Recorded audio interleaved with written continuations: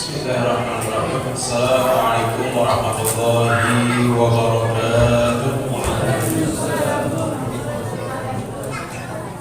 Alhamdulillah wa syukurillah ala ni'matillah la haula wa la quwwata illa billah. Asyhadu an la ilaha illallah wa asyhadu anna Muhammadan rasulullah. Allahumma shalli ala sayyidina Muhammad wa ala ali sayyidina Muhammad.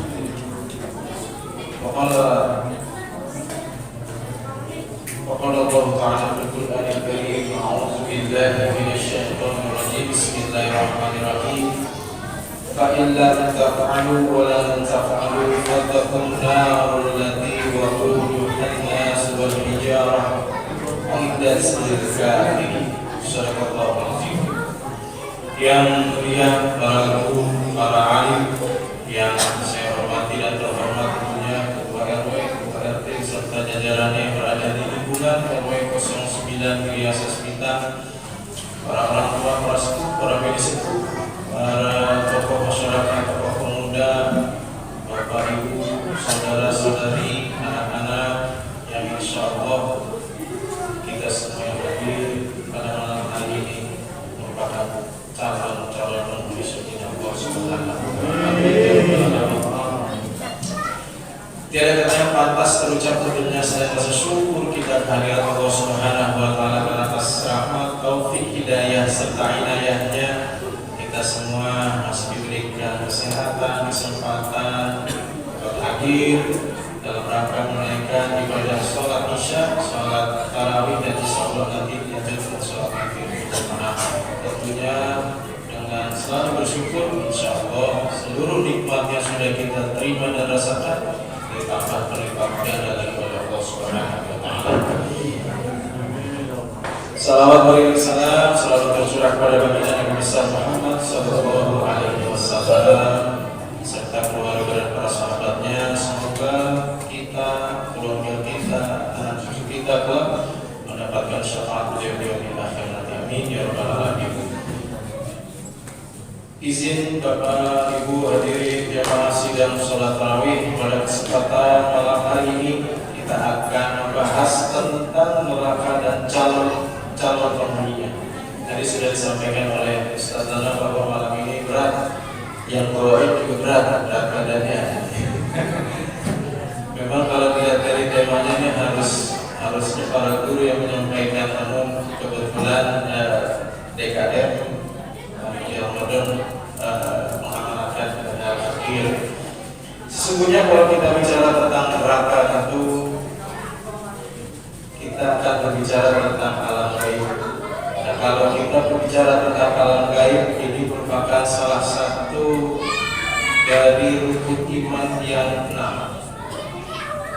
Kalau kita berbicara tentang alam gaib juga, ini pasti di luar nalar dan di luar tidak bisa kita teliti, bahkan ilmu filsafat pun akan ngambang.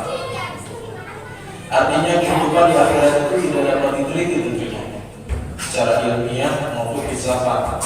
Maka dalam membicarakan tentang neraka ini, yang menjadi dasar pemikiran kita adalah satu-satunya rasa keimanan kita kepada Allah Subhanahu wa Ta'ala. Karena neraka tidak bisa diselidiki, sebab orang yang pernah ke sana pun tidak pernah kembali lagi. Jadi kita tidak bisa menanyakan hal ihwal apa yang ada di dalam neraka. Neraka dalam istilah di dalam Quran selalu disebut dengan nar, suatu tempat di akhirat nanti yang wujudnya berupa api yang bergejolak teramat dahsyatnya sehingga dapat mengupaskan kulit kepala setiap manusia yang masuk ke dalamnya. Diriwayatkan oleh Imam Bukhari dan Muslim bahwa Rasulullah SAW pernah bersabda, api yang kita pakai di dunia ini, kata Nabi, cuma satu bagian kecil dari 70 bagian api yang ada di dalam neraka. Maka sekarang kita akan masuk kepada pembahasan kita, yakni neraka satu persatu. Saya bocor dekat, takut ada yang lewat soalnya, karena banyak sekali landasan hukumnya dan ini landasan pemikirannya tidak bisa diteliti secara ilmiah. Neraka yang pertama tentunya kita mengenal neraka jahanam. Neraka jahanam ini, siapa yang menghuni neraka jahanam ini, dalam surah Al-Ankabut ayat ke-68, yang menghuni neraka jahanam ini pertama pasti adalah orang-orang yang zalim kepada Allah, mendustakan ayat-ayat Allah dan mendustakan kebenaran setelah kebenaran itu datang. Maka neraka jahanam ini tempat kembalinya orang-orang yang kafir, yang kita sebut dengan orang kafir. Pertama adalah orang-orang kafir dalam surah Al-Hijr ayat 42 dan 43, penduduk neraka jahanam itu. Kemudian yang kedua adalah para pengikut setan dengan seluruh ajaran-ajarannya, termasuk pada sifat-sifat setan tersebut. Setan selalu menebar perangkap di dunia ini. Kalau kita berbicara tentang perangkap dunia, tidak lepas dari namanya harta, tahta, dan juga wanita. Bahkan dalam sebuah hadis, ini walaupun mungkin ada yang pernah dengar atau sekilas dengar, ini hadisnya dari lemah sekali. Kita namun patut kita pelajari. Karena katanya setan selalu membawa kulit kambing, tepung, dan paku. Jadi pada saat apa fungsinya itu? Kulit kambing itu dipakaikan kepada orang-orang Islam, orang-orang yang mukmin pada saat muazzin memandangkan sholat subuh. Pada saat as-shalatu khairun minan naum, itu kulit kambing itu diselimutkan ke tubuh kita oleh setan-setan. Jadi tidur kita semakin lelah. Anak jadi. Kemudian yang kedua, tepung untuk apa? Biasanya mama. Kita kalau lihat HP kan mata perang aja, tapi pada saat kita baca Quran, nah inilah setan mulai bekerja. Tepung itu kadang kita beri ke mata kita, jadi kelilipan, perih mata itu. Kemudian yang ketiga, selalu membawa paku. Paku ini tebal. Pada saat seorang mukmin, orang-orang mukmin duduk di majelis-majelis ilmu dan majelis taklim, jadi pantatnya suka geser-geser, konon katanya. Namun ini sifat hadisnya sangat lemah. Ini sangat lemah. Barangkali nanti akan dibahas lebih lanjut oleh para guru kita. Kemudian ini neraka pertama, neraka jahanam, tentunya celaknya para neraka. Dan yang kemudian neraka jahanam ini dihuni oleh orang-orang yang munafik, orang-orang yang tentu dalam lisannya berkata A, dalam hatinya ada kata B. Itu merupakan sudah menjadi rahasia umum, tentunya orang munafik akan ada di neraka. Kemudian yang kedua ada neraka jahim. Siapa penghuni neraka jahim ini? Yang pertama dalam surah At-Takasur, yaitu orang-orang yang bermegah-megahan dengan harta, menumpuk-numpuk harta, kemudian lupa kepada akhirat. Jikalau sudah seperti ini, maka jadilah prinsip menghalalkan segala cara untuk mendapatkan harta sebanyak-banyaknya. Inilah yang dilarang oleh Islam. Kemudian yang kedua, orang-orang durjana dalam surat Al-Intishar ayat 13 dan 14, orang-orang yang berbakti dan berbuat kebajikan mereka akan mendapat surga naim. Tetapi orang-orang yang durhaka mereka akan mendapatkan balasan di dalam neraka jahim. Kemudian penghuni neraka jahim itu adalah orang-orang yang menentang dan menantang ayat-ayat Allah, sehingga melemahkan orang lain yang ingin mengikuti Rasul-Rasul Allah Subhanahu wa Ta'ala. Yang konon katanya Abu Jahal, Abu Lahab masuknya ke sini kakinya, konon katanya. Tapi kita nggak tahu, mau nanya ini kembali lagi dia. Kemudian yang ketiga, neraka hawiyah. Para penghuni neraka ini dalam surah Al-Qari'ah ayat 8 sampai 11 dijelaskan bahwa orang-orang di dalam neraka hawiyah adalah orang-orang yang berat timbangan kejahatannya, sedikit kebaikannya. Orang ini sholat, puasa, sedekah, namun berbuat kemungkaran,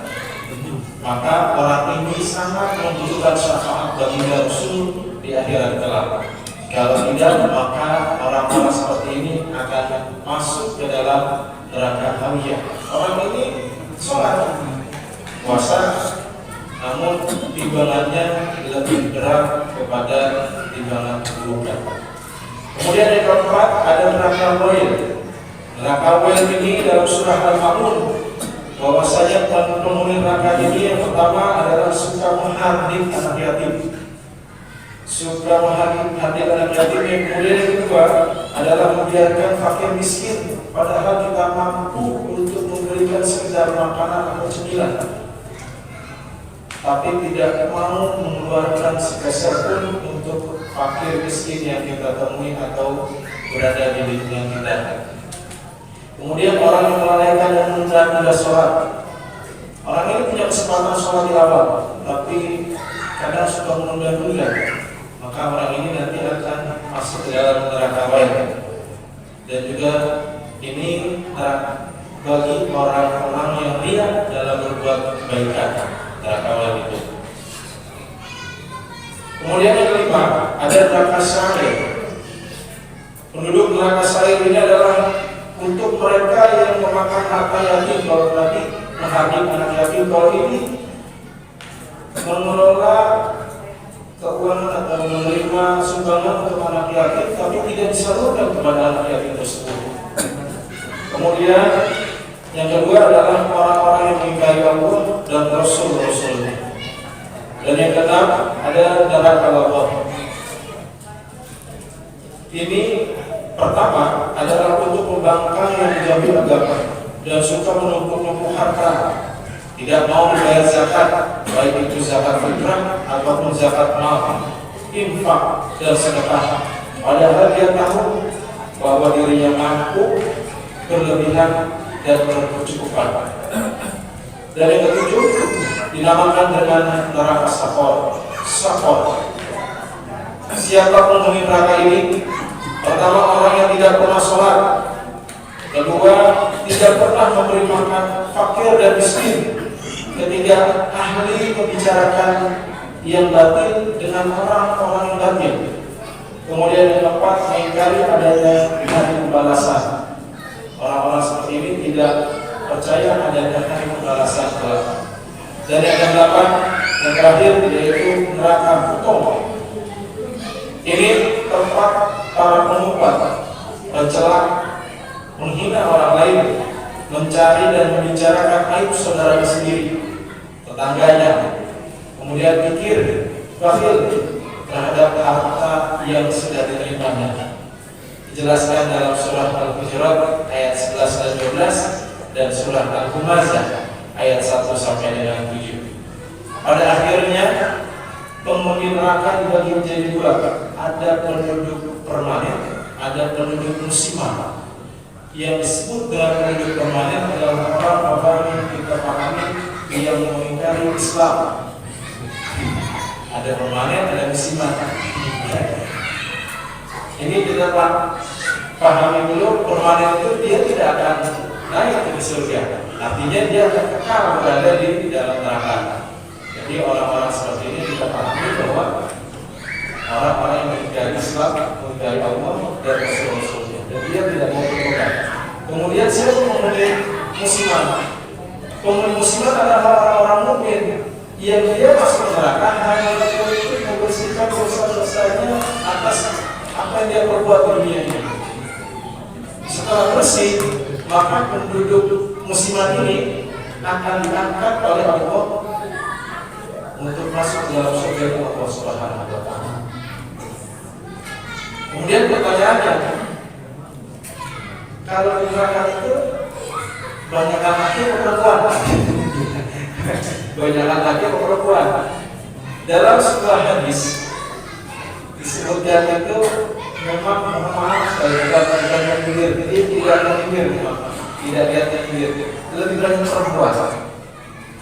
Dan dosa yang paling banyak dibuat oleh perempuan tersebut bukan dia ahli ibadah, mereka ahli ibadah, ahli puasa, ahli sedekah.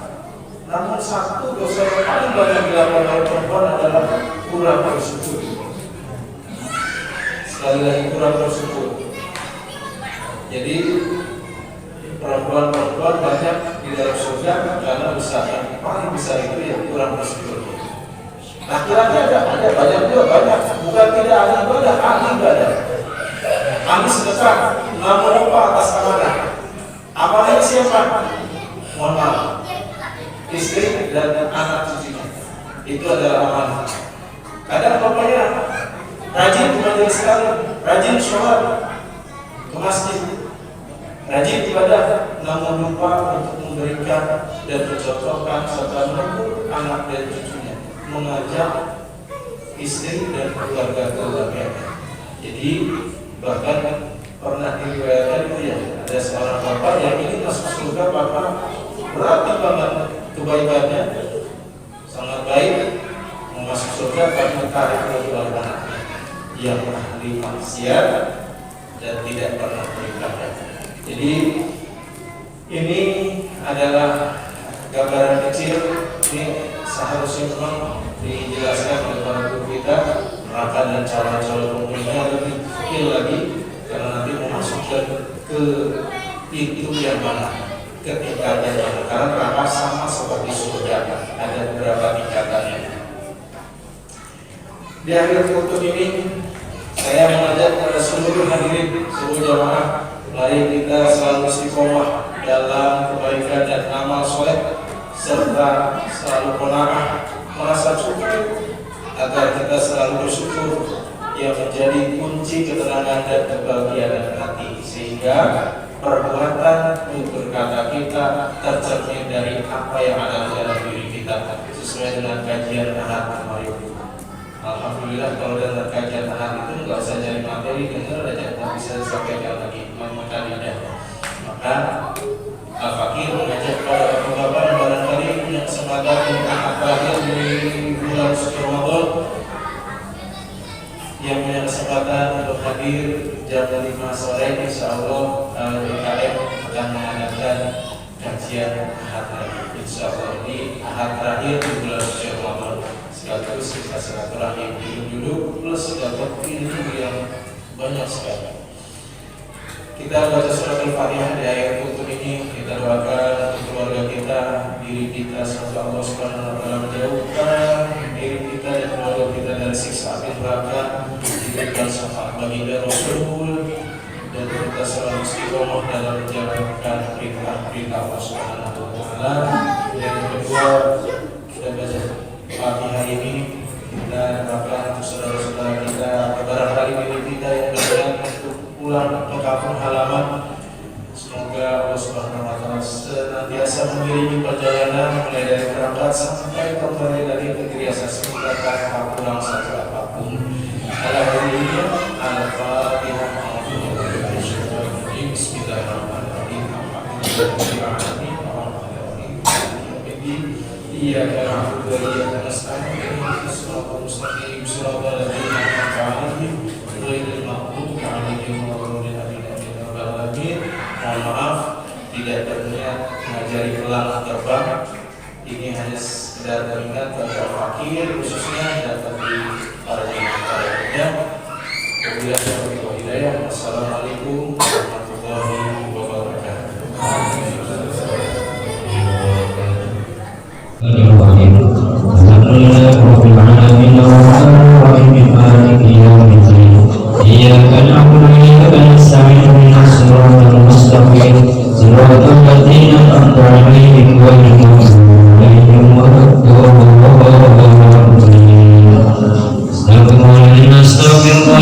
Astaghfirullahaladzim. A'udzubillahi minasyaitonir rajim. Bismillahirrahmanirrahim.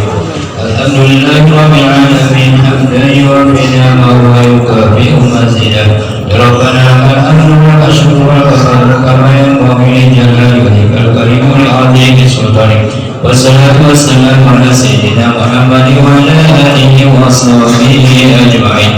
Allahumma inna nas'aluka imanan da'iman wa nas'aluka qalban khashi'an wa nas'aluka 'ilman nafi'an wa nas'aluka yaqinan sadiqan wa nas'aluka 'amalan salihan wa nas'aluka dinan qayyiman wa nas'aluka العفو والعافية ونسألك تمام العافية ونسألك الشكر على العافية ونسألك الغنى عن الناس اللهم إنك عفو كريم تحب العفو فاعف عنا اللهم إنا نسألك رضاك والجنة ونعوذ بك من شقتك والنار اللهم ربنا تقبل منا صلاتنا وصيامنا وقيامنا وتخشعنا وتضرعنا وتعبدنا وتمم تقصيرنا يا الله يا أرحم الراحمين وصلى الله على سيدنا محمد وعلى آله وصحبه أجمعين سبحان ربك رب العزة عما يصفون وسلام على المرسلين الحمد لله رب العالمين بسم الله الرحمن الرحيم نويت صلاة عن أداء فرض الشهر رمضان هذه السنة بالله صلى الله